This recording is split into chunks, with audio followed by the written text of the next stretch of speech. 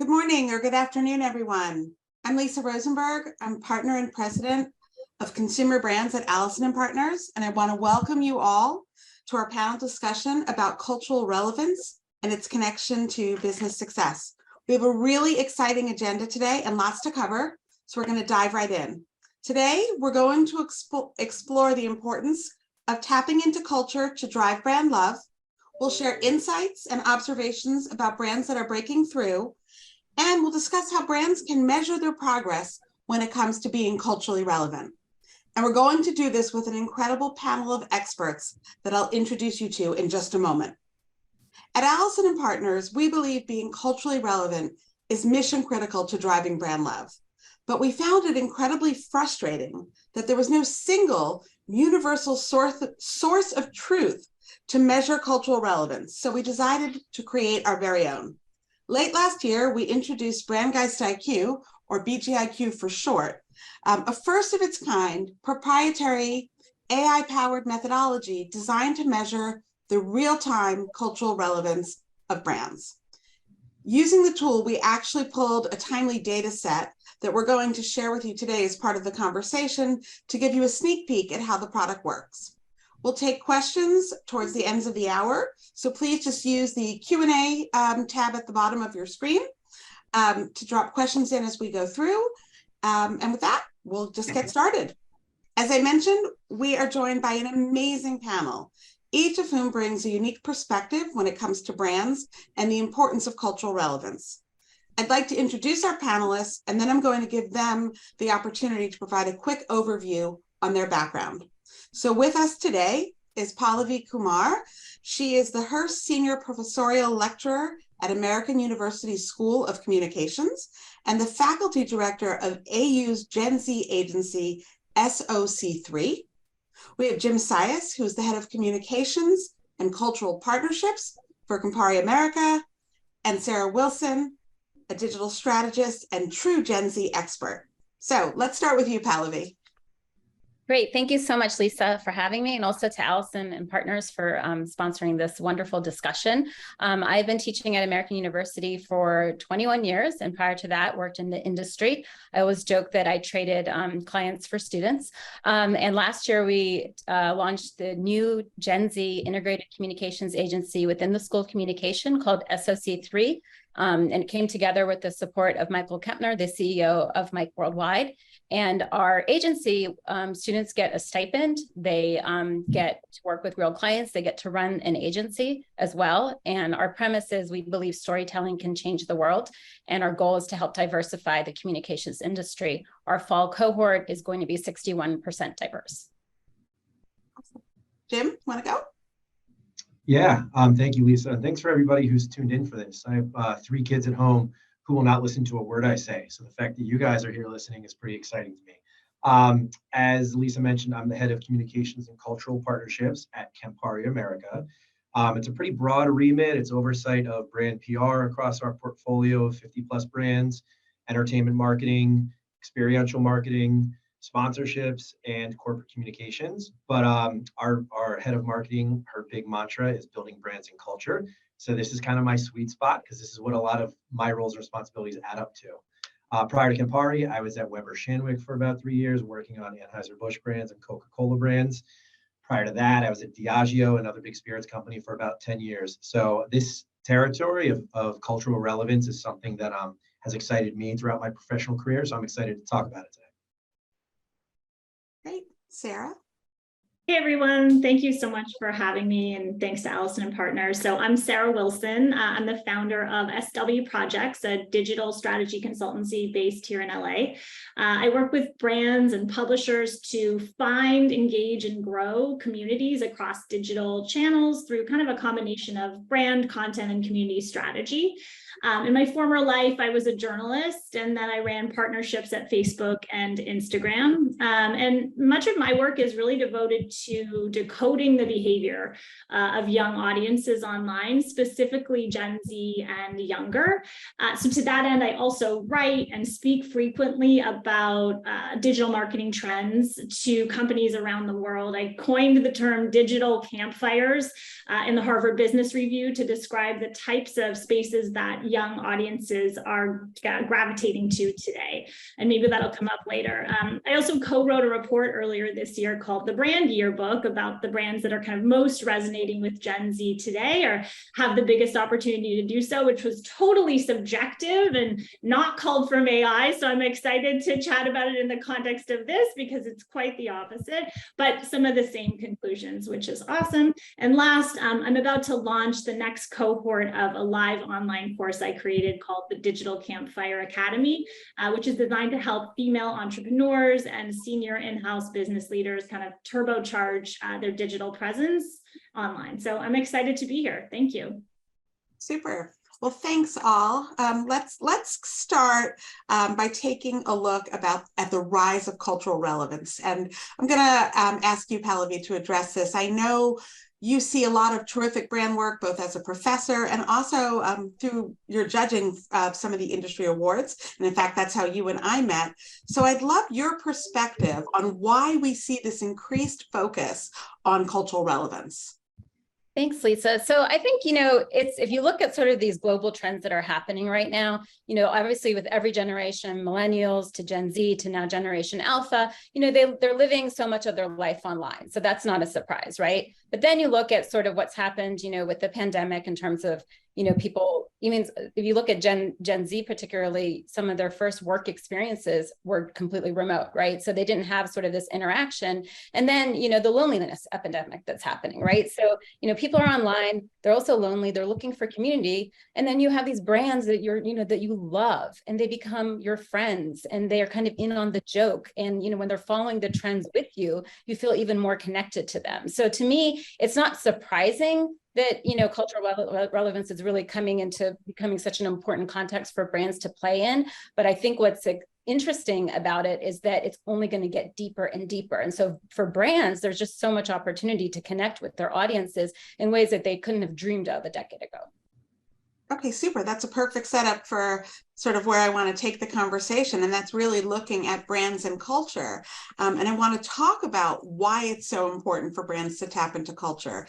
And Jim, I was hoping you could share with us, from your perspective, from inside a house of beloved brands like Aperol and Campari and Wild Turkey, why it's so important for brands to build cultural relevance into their programming and how they can do it successfully. And I'm sure throughout your career, you have other great examples you might be able to share with our listeners today.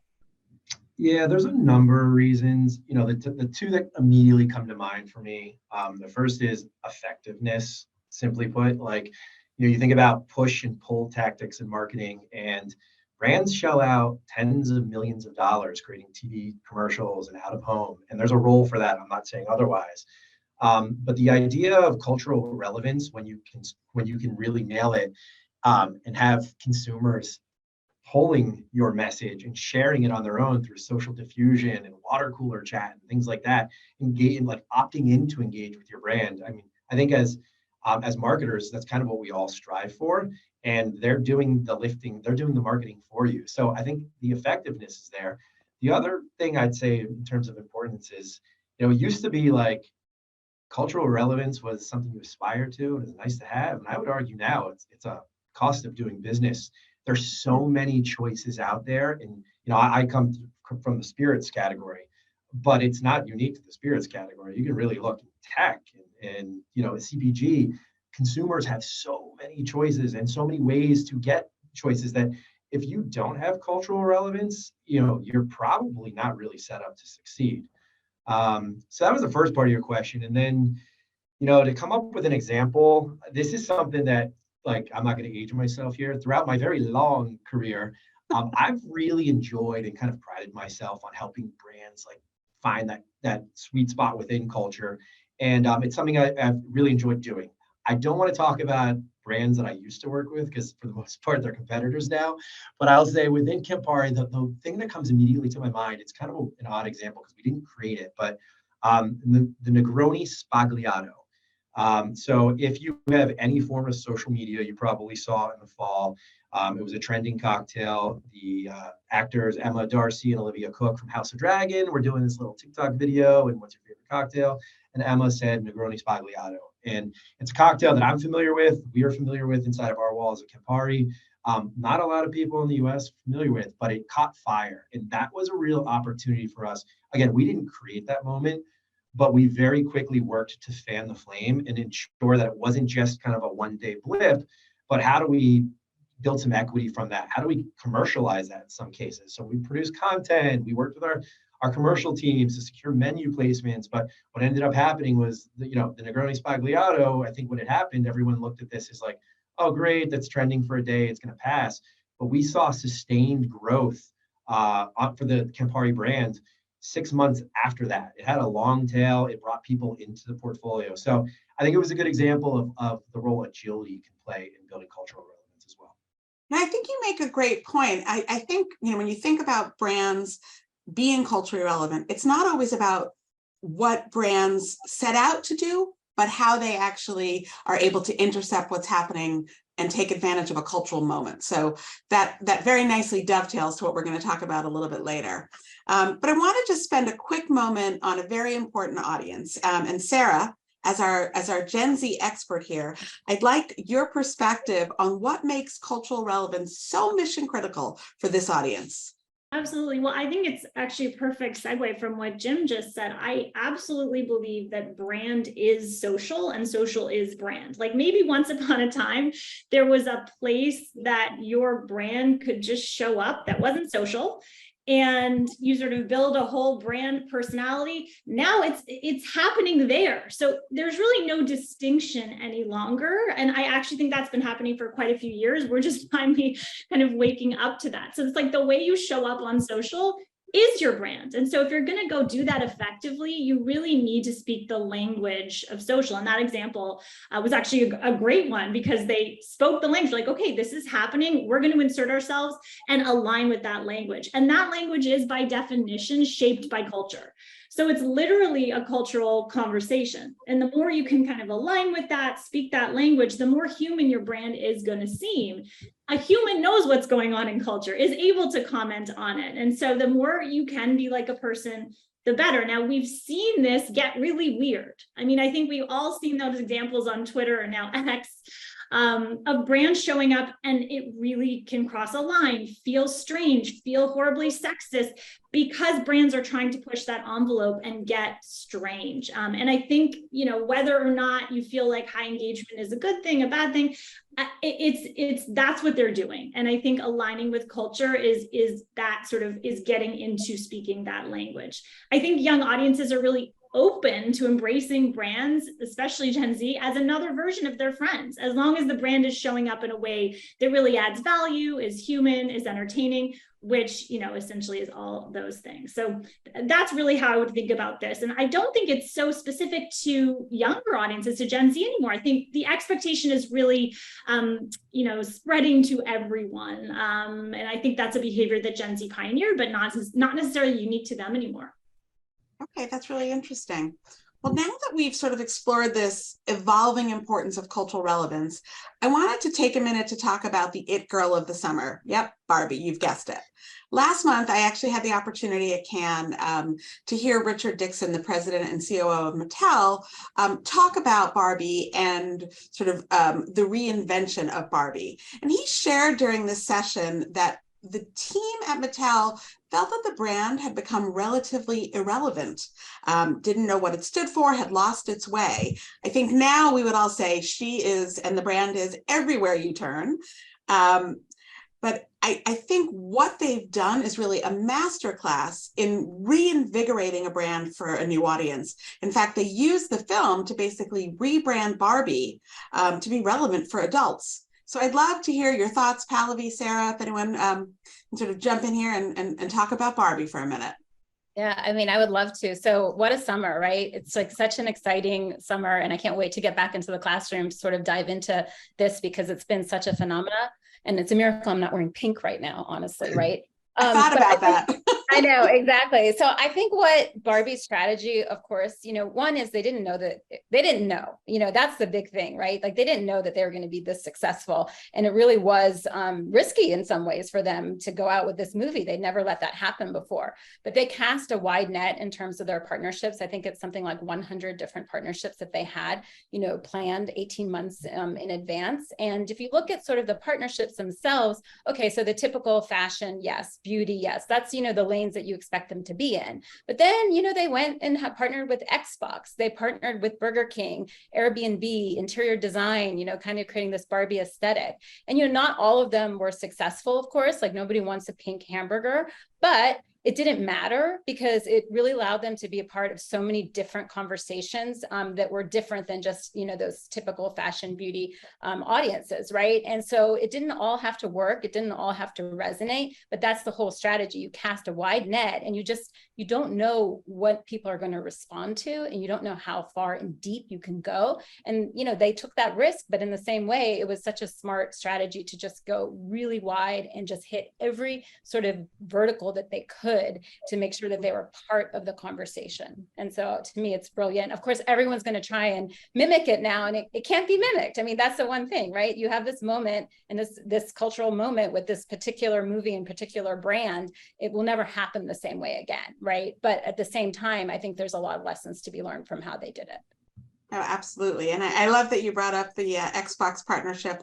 I think housing your controller in a dream house like Bay is actually brilliant, and a way to broaden the gaming audience, if you will. Exactly, which is where so much of the the conversations are happening now in gaming, right? So I think, again, they created basically their strategy for the next, decade just through this one summer. Oh, that's great. Sara, any thoughts from you on this? Yeah, absolutely. So this was at its heart a really risky movie. I mean, what I thought was really interesting is, months before the movie started, we saw the marketing everywhere, right? We just saw it everywhere, and the ubiquity was insane. And I think to a certain extent, popularity is defined by ubiquity. Something becomes popular because it is everywhere. I don't know if you've ever read this fabulous book on this called Hitmakers, The Science of Popularity in the Age of Distraction. I highly recommend it because it goes into this a lot. But then the movie actually has to back it up and be good. And in this case, the movie was really good, and was not only good, was quite subversive. Like, for a piece of what is essentially branded content, it's a really subversive message. And so you have this ubiquity of marketing. Okay, I've seen it. It's a steady drumbeat in all of these places that I didn't expect to see marketing for a movie. And then suddenly I hear about it by word of mouth because it's good.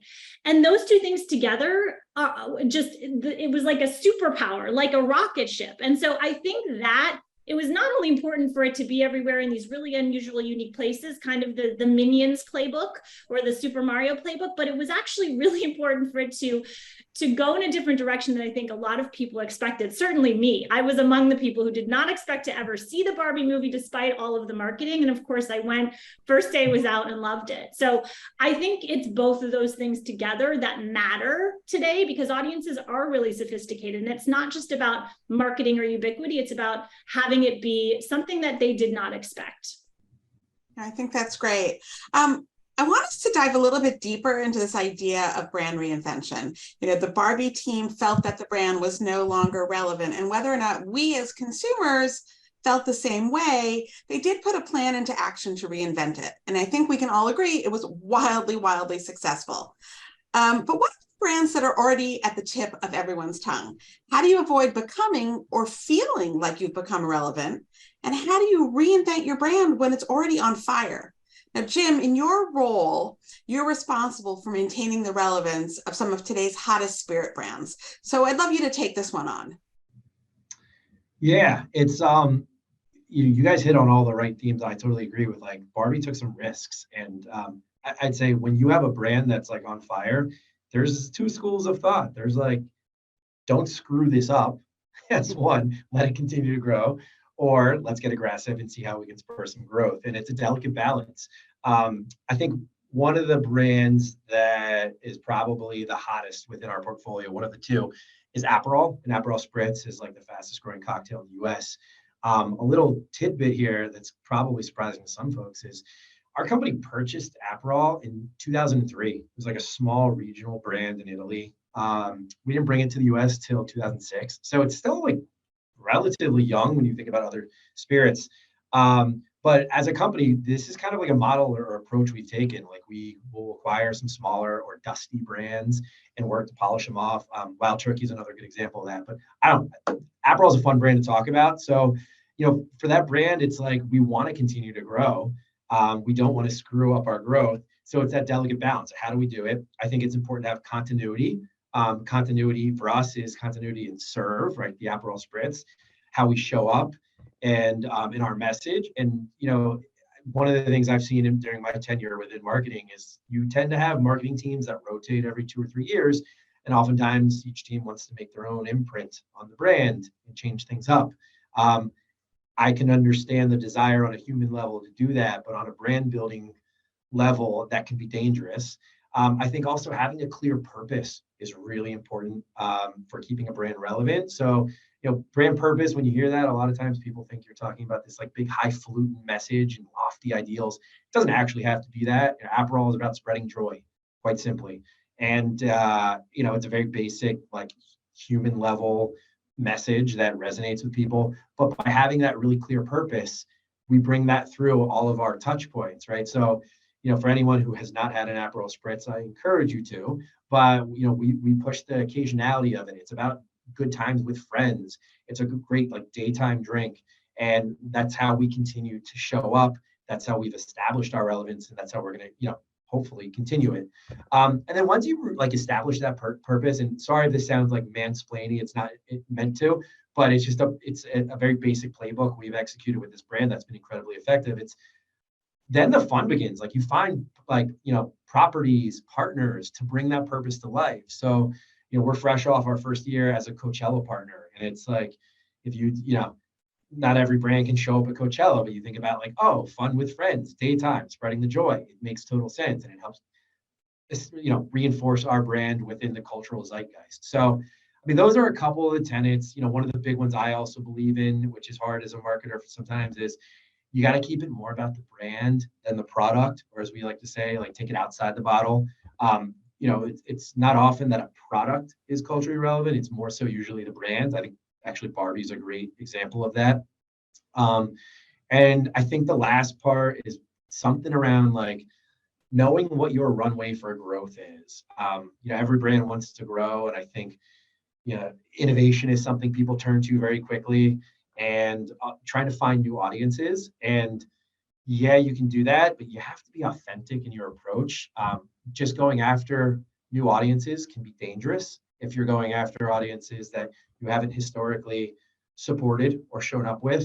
So as we look at Aperol as an example, we're just at the tip of the iceberg. Like I said, this is still a young brand.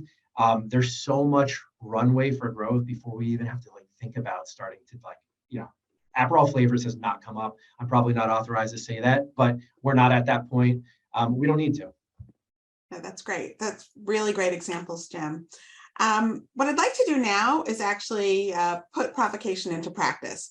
As I alluded to earlier, we used BGIQ to take a look at a list recently put out by Ad Age that ranks this year's hottest brands. And the list was actually meant to chronicle brands that are currently enjoying buzz, however fleeting that buzz might be.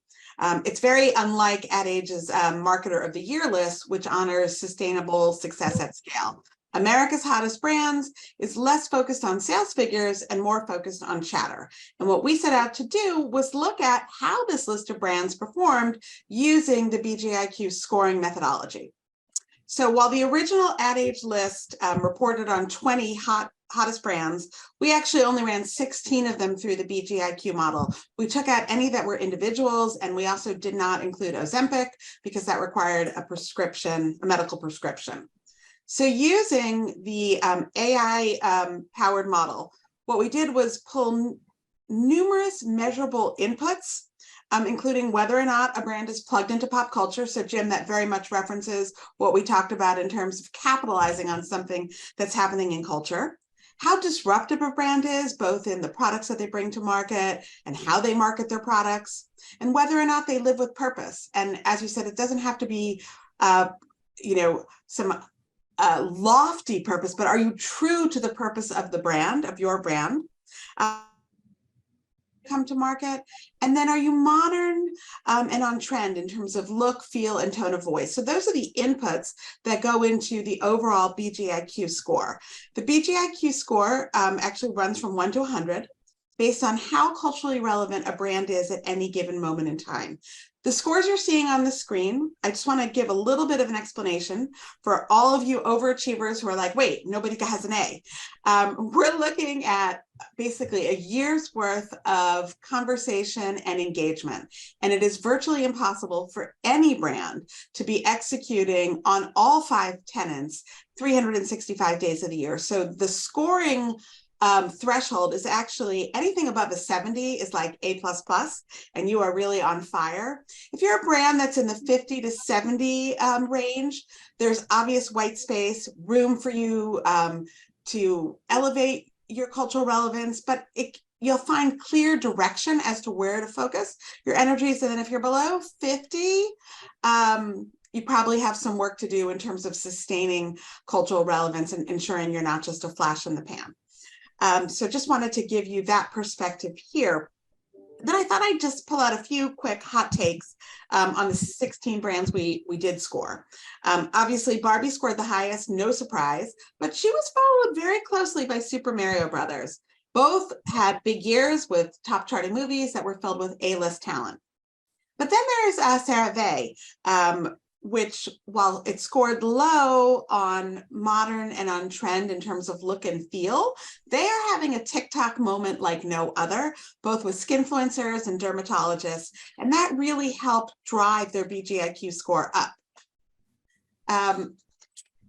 Then there's Stripes, and if you're not familiar with Stripes, Stripes is a homeopathic menopause solution brand. That is a mouthful. It was created by actress Naomi Watts, and it came in at number 5 overall, largely because of Naomi's involvement, but by providing real solutions and for a topic that is typically not one people talk about, a taboo topic, if you will. And then there's Olipop. And Olipop's look and feel really helped to drive buzz for this new kind of soda that dominates both shelf space and social feeds. So you all saw the overall BGIQ scores, and we'll pull those back up. But Pallavi, Jim, and Sarah all had the opportunity to take a look at the data behind the overall score. And I'm really curious to hear from each of you what you found interesting and what you found most surprising. Sarah, you want to start?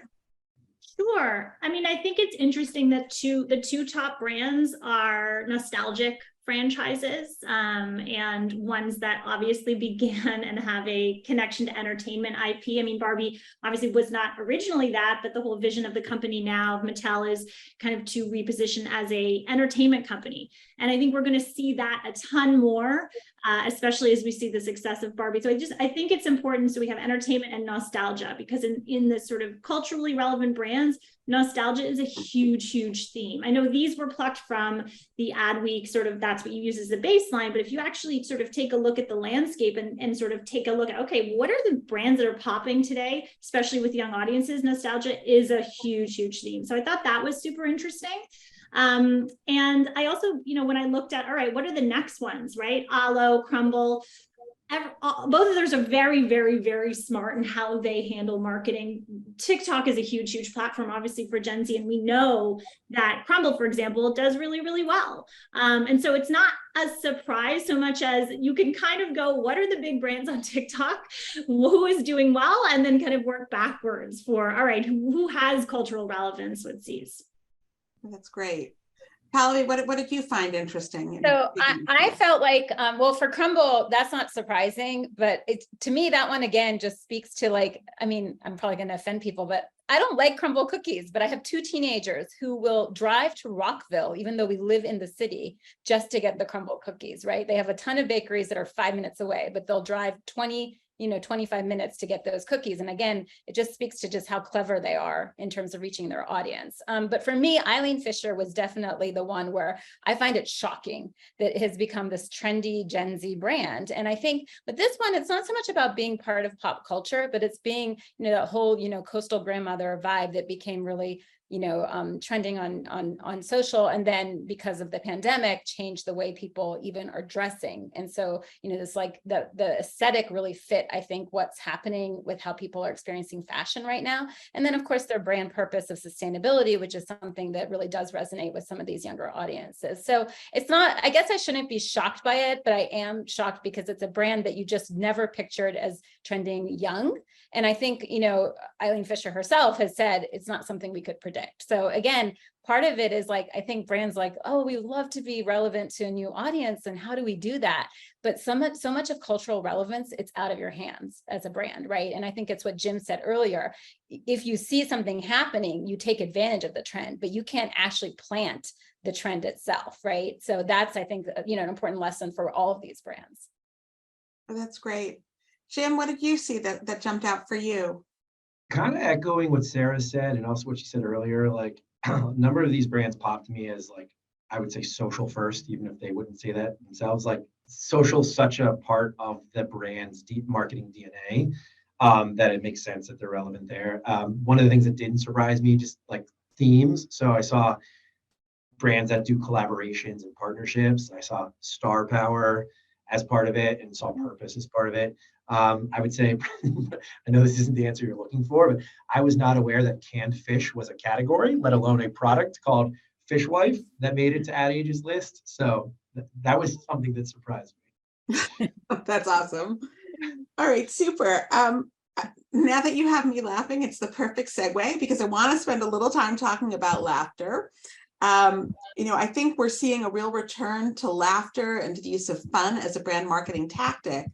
Data tells us that humor really does resonate especially well with Gen Z. And in fact, there was an Ipsos study that found that 9 in 10 consumers prefer brands to be funny, with both Gen Z and millennials over-indexing at 94%. And so brands like Liquid Death, Poopery, Wendy's all do a really good job of leaning into humor. And I'd love to have a little discussion around this return to laughter and what that means. Pallavi, you want to kick us off? Yes, such a great, such a great topic. So a couple of things to think about with comedy and humor. First, brands absolutely should be harnessing this more. I mean, again, going back to my earlier point, if brands are your friends and you want to be in on the joke, then of course, let's all have fun together, right? But, and then the other thing I wanted to just highlight too, at AU, we have the Center for Media and Social Impact, and they've done a ton of work on the use of comedy and social change. And I think we're just tipping the iceberg on how you can actually use comedy to have behavioral change. So definitely people should look out for that information. But in terms of comedy and brands, I think, the fear is real, right? And so for a brand, it's like, okay, I really want to be in this space. I want to take advantage of this. And, but the fear is that you're going to tell a joke and it's not going to land, right? And so on one hand, you have a megaphone to have a little fun, but then you have a fire hose where you're literally putting out a crisis that you created. And I think that's what makes brands sort of so scared to kind of play in this space. But there's a way around this. So in my classes, I teach a campaigns class, we always look at crisis PR. And, one of the cases we always talk about is, it's old now, but it still resonates, is, the Kendall Jenner and the Pepsi ad. And, you look at that moment in time and you think, what were they thinking? How could that have ever happened? And part of it was they didn't have the right people in the room. And I think that's the same with comedy. So if brands are going to play in the space of using comedy and humor to really connect with their audiences, they have to make sure that the right people are in the room when they're creating that humor, because you don't know how it's going to resonate with different audiences, right? So making sure you do have diverse voices, particularly, and also diversity of thought is really, really important. But then on the outside, making sure you're testing the messages to the outside audiences, because while and this is where they have to be careful. And I think this is where that trepidation exists. But basically, okay, so we're going to test it and our audience, they love it. They're in on the joke. Everybody loves it, right? But what brands fear now is that another audience, an audience that you might not even want to reach, you don't even care about reaching, they're going to hijack that moment and they're going to use it to push their own cause, right? And so then you become sort of this target where, and we've seen brand backlash all spring. We've seen it happen time and time again, right? And so I think for brands, that's where the fear is. But I do think they really do need to continue to sort of push the envelope and really use humor in a way. I mean, Wendy's has been doing it for years, right? And I've yet to see, I mean, sure. And, you know, the other thing is when you have this cultural relevance for brands and that brands are your friends, okay, so sometimes the joke might fall flat. As long as it's not offending, right, then it's okay. Your audience is going to forgive you too. So that's, you know, part of it. So I do think they have sort of more of a longer highway to play with here that they're not really fully utilizing. But I hope to see that happen more and more, because that's what's funny. That's the great thing about social, when we can all sort of laugh together, right? And so to me, that's the missed opportunity still. Okay, super. Sarah, what do you think about laughter? Good or bad? I don't know. It's sort of a baseline ingredient. I mean, I think you often hear the word unhinged when people speak about Gen Z humor. It's sort of unhinged. It's totally out there. I think that's when it becomes really, really important to have somebody running social and running the account who really speaks that language. And then empowering them and having process. Last week I went to a conference called ZCon, and Zaria Parvez from Duolingo spoke, and she spoke about a really unsexy topic. And that topic is process. Their social process is essentially, it takes maximum 2 hours for their social to be approved. So their ideas from inception to sort of like actual production, that's a 2-hour process. So that's through legal, everything. When you think about that, that is the way to be part of culture, with a process that is tight and short and not bogged down. And an understanding internally that there are going to be screw ups. There are going to be times that you offend people, and that's okay. And an ability to, okay, we are going to fail. I do think it's really, really important that we think about those unsexy parts of this, because that's what makes the difference between brands that are able to align with culture and not. And humor is a huge part of that. People are not going to laugh at everything that you laugh at. Even the most diverse people in the room, there's going to be people that are offended sometimes. And so I do think it's important to understand that, you have a POV, you have the right people in charge, and you have a process that's super tight and short, and let's just go and see what happens. And that's the way to do it. That's great. Jim, anything you want to add on laughter? Or I'm a big fan of it. I think it's just got to be like, I look at everything through a brand lens. I think if it's authentic to your brand. I think if you're, a brand that is generally serious in tone, and then you kind of show up trying to force laughter, that's where it can fall flat. But I agree with what Pallavi said is like, not every joke hits. By the way, if you are Wendy's or a brand like that, or if you're a stand-up comedian, not every joke hits. But you got to take the swing to put the ball in play, to use a cheesy sports adage. Okay, super. Well, I'm a big fan, so I'm hoping we see some jokes that do land. But I wanted to take the last few minutes that we'll spend on the conversation before we get to questions, exploring this concept of fandom. We talked about a lot of different brands today, and some of them have enjoyed a return to relevance, and others have figured out a way to remain consistently relevant. But I think what they have in common, many of them, is that they've managed to build love and advocacy. And I'm curious, as a brand builds cultural relevance, is there an opportunity for them to really build what I would call brand fans, or to build this fandom? And how is that potentially different from creating an advocate or a loyalist? Like, how do you understand, or how do you parse the differences between being a brand loyalist and a brand fan or a super fan? And if you're successful as a brand at creating an army of these brand fans, what do you do with them? How do you engage them? And what can they do for your brand? So Jim, as an owner of many brands, let's start with you. If I was actually the owner of many brands, I would be retired right now, but thank you. I would say, I think like fandom, brand advocacy, brand affinity, brand love, whatever you want to call it, and cultural relevance are intrinsically linked, right? I think when you have cultural relevance, you tend to have a lot more consumers that love your brand. When you tend to get a lot of consumers that love your brand, you tend to become more culturally relevant. So I think they are intrinsically linked. I don't know if this is directly what you were asking, but this idea of like super fan or like brand evangelists versus just like brand adorer who likes your fan, or brand user who likes your brand. So one thing we've kind of touched on a little bit, but we didn't spend a lot of time on, is the idea of like partnerships within cultural relevance. And I think that fits squarely here. A lot of times when we're evaluating, or when I'm evaluating a partnership, it's to borrow equity from another partner, right? Like we want to appear more upscale, so we partner with an upscale brand or whatever. But there's also brands out there that have their own fiercely loyal audience. Off the top of my mind, like NASCAR. One of our brands, Cabo Wabo Tequila, this year became the official tequila of NASCAR. But that is a NASCAR as a sport. Like their fans are so passionate that if you sponsor a race car, the fans of that driver will go buy your products. It's the case studies on how loyal they are. I think like as a media property, like Barstool Sports has done a really good job. If you're familiar with the Stoolies, their guys say jump and their Stoolies say how high.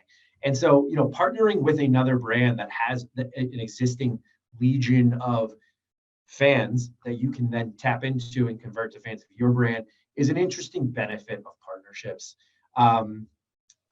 I do think that, it's just one element of evaluating brand partnerships. The other thing is you talk about like, again, so many terms for them, brand of fans, affinity, loyalists, is they're not easy to get. And so as a brand, when you have this army of people who love your brand and are willing to go out there and spread your love to their friends, like you can't take it for granted and you can't rest on your loyals. You need to feed that love a little bit. And I think that's where like, two components of this, engagement and scale. I think you have to keep your fans engaged. And I think scale of fandom is really important too. If you're talking about 100 consumers with 100 social followers each, yeah, you can do something special for them, but how far is that fandom going to take you? One of the things that we tend to do with a lot of our brands is like high profile super fans of our brands. So like there are A-list celebrities who absolutely freaking love Campari, as an example. Anything we can do to fan that flame and give, again, it's the same tenet of engagement, giving them access to things that maybe not everybody has, or experiences, or, but that's where you get the scale from the fandom. So to whittle that down, brand partnerships, and then I think also considering scale and engagement with your fans. That's great. And okay, Pallavi. I just wanted to add, I love this topic, but, if you look at the master class of, the most beleaguered fans were and I'm from DC, Washington Commanders. And so, when the new owners took ownership in that first day, you see what they did for the fans. It was like, free concessions, free this. I mean, they treated the fans like the fans were, the royal court. And, of course, can they sustain it? Will they continue? I mean, this is if you're a Washington Commanders fan, you've been through a lot over the past, 30 years, right? And so to me, it's like exactly what Jim is saying. You've got to keep treating them right. Like that's the only way that you go. But if you do that, the benefit is, you've built this reservoir of trust, right? These people are on your side forever. So even if you do run into a crisis or something along the way, that's the difference. It's that loyalty. Those fans are going to stick by you, as opposed to just, oh, I like this brand, I use it, right? But if you're a fan, you're through thick and thin. And so I think that the Washington Commanders, how they have at least rolled out, how they're going to start to interact with their fans is very promising, and it'll be good to watch. No, that notion of sticking with you through thick and thin, I think is really interesting. And Sarah, you brought it up when we talked about humor. Like if you are a brand fan, you're forgiving. And I'm curious, how far does that go? I think it can go extremely far. In fact, I talk a lot about how it can protect you from like legal dramas or issues down the road. I mean, I actually think of a brand like Chipotle. Remember when Chipotle years ago went through that crazy food issue with, I think it was E. coli or salmonella?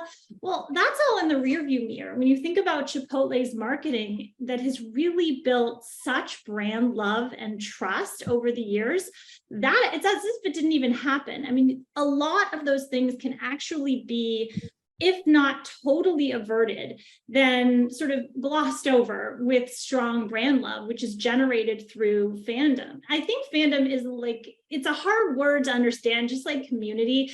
Are people obsessed with a brand in the same way they are with, let's say, Taylor Swift or Beyonce? I don't think so. I actually just don't think so. But I do think there is such a thing as a brand community that can be very strong.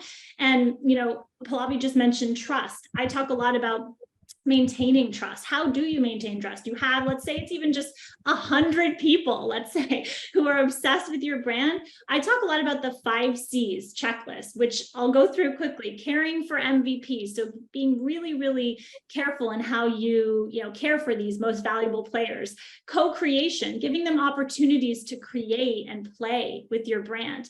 Creative customization, how can you give them opportunities to customize? So you think of, in a game like Fortnite, opportunities to play with the brand and really make it their own. Content moderation, so actually just keeping them safe in the arenas in which you bring them, and then consistency, showing up in a really consistent way. I just think that's relevant to this conversation as you think about how do you maintain trust? Okay, you've got these people, how do you keep them in your inner circle, in your digital campfire?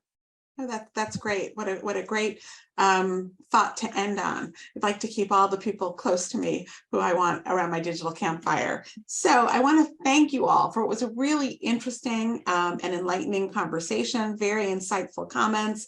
And we're going to go to audience Q&A. And to the audience, if you do have questions, please use the Q&A function. If you haven't already dropped them in there, we'll try to get to as many questions as we can. And if we don't answer them during the webinar, we'll follow up afterwards.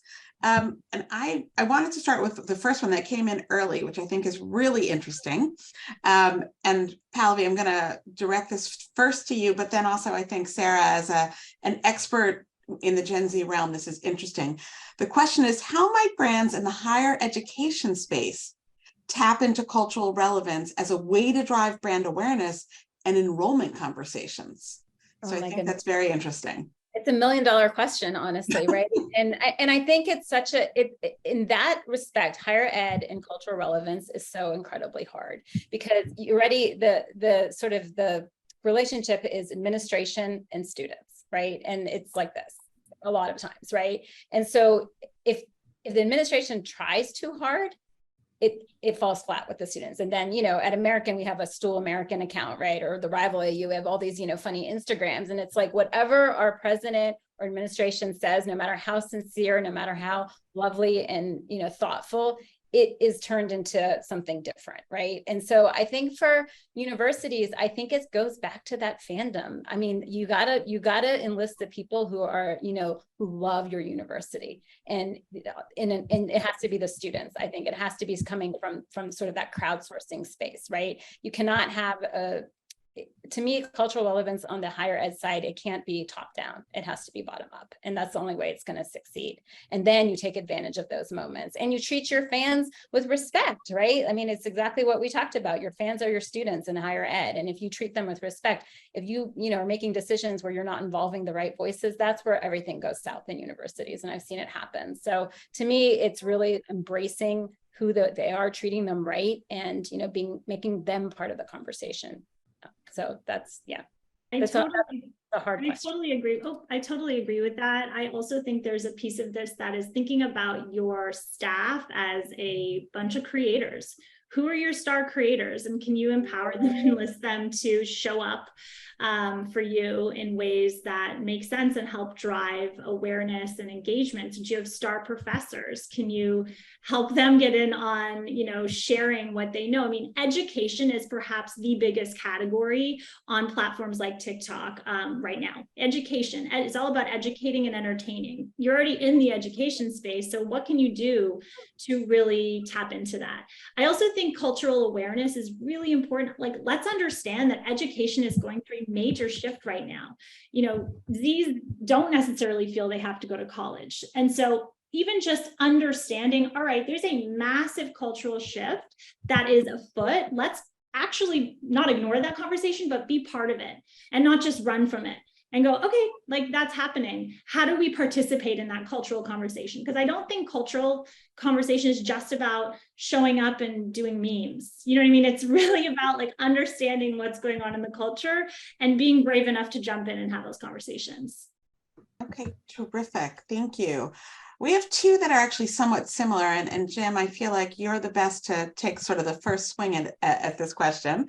But we have a question about, how can you convince your executive stakeholders that cultural relevance is worth investing in?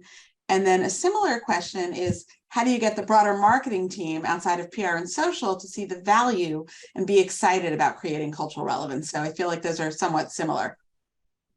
I'm a big fan of proof. And when I'm trying to rally the organization behind something, I give them examples, just tangible examples. And listen, it's easy to like default to the same 5 brands that everybody always talks about as like culturally relevant.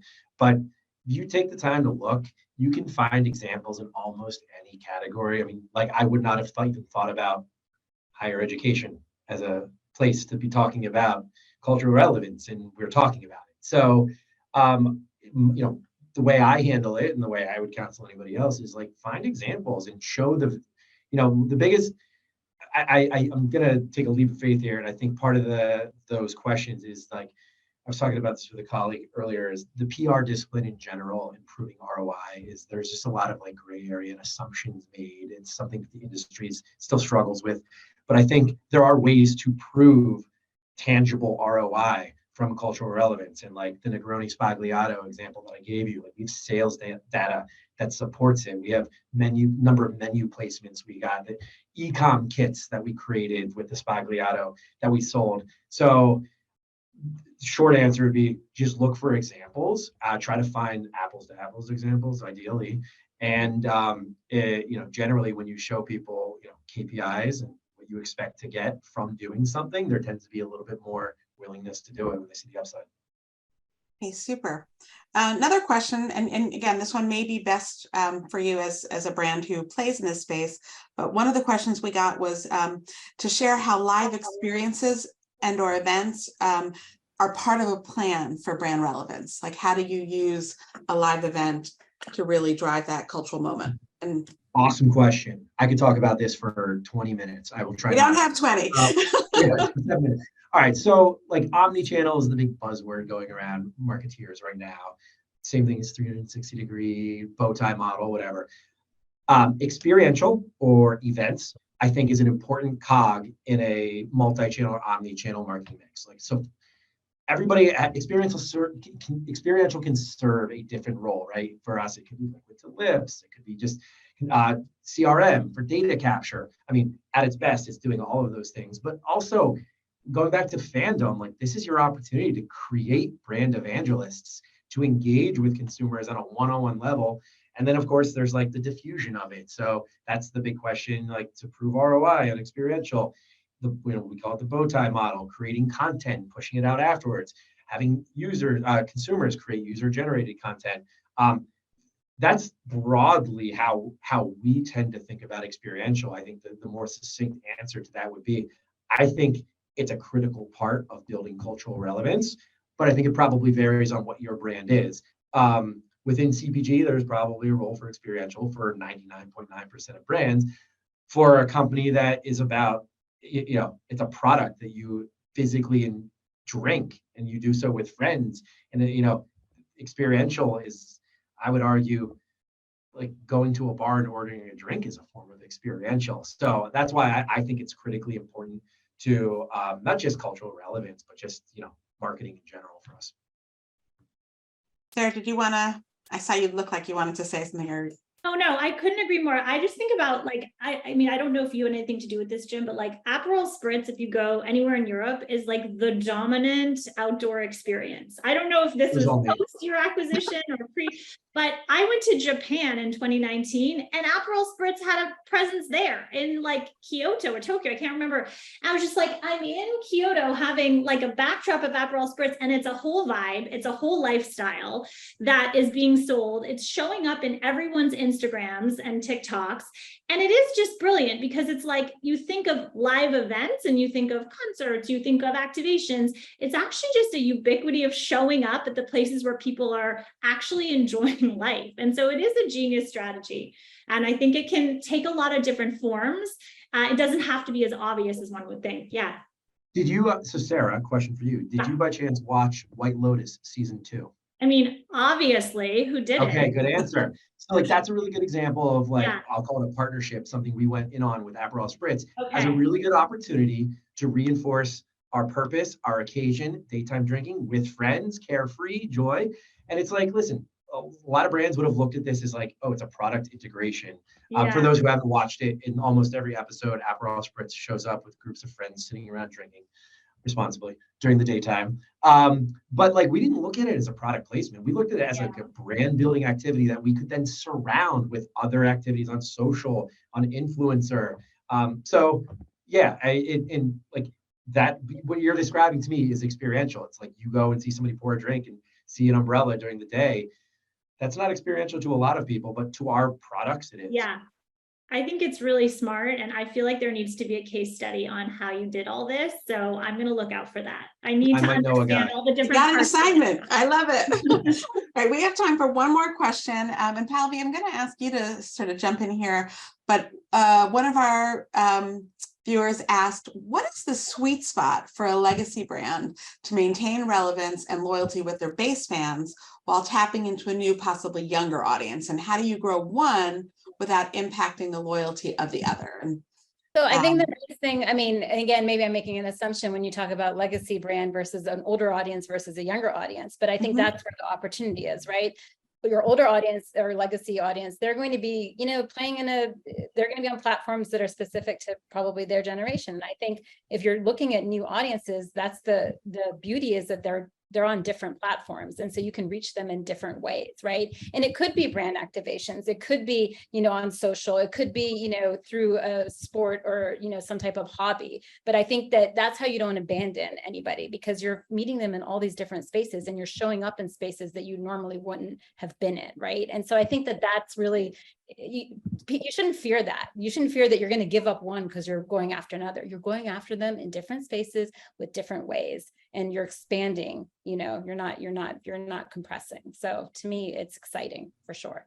super. Well, I've been told that we may get cut off because our hour is just about up. So what I wanted to do was, again, thank you all for your insights and thank all of our listeners for joining us this afternoon. And I really do hope the conversation helped to dispel some of the mysticism around creating brand love and how best to measure the impact culture has on it.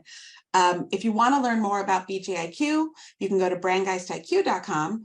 We'll be sending a follow-up around with everyone's LinkedIn, as well as some other relevant links to what folks do. So if you want to continue the conversation with Pallavi or Jim or Sarah or myself, you're more than welcome to. I was told we disabled the chat, so I can't put it there. So it'll be in a follow-up email coming from me. And again, thank you all for joining us and have a wonderful afternoon. Thank you. Thanks so much. Thank you, everyone. That was great. Bye, everyone.